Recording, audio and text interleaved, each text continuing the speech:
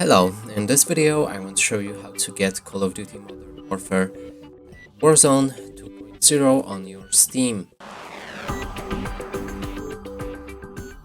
And to do this you need to open Steam app, which shown you in this video. Download it.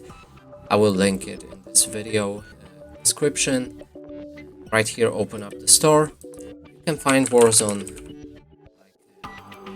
search bar right here. Click on it, the store page should open. Now you can scroll down and right here click on play game. It should begin the installation process. When it's done, you'll be able to watch the game. That's it for this video. Hope you like it. Please consider subscribing to our channel, leave a like and a comment below.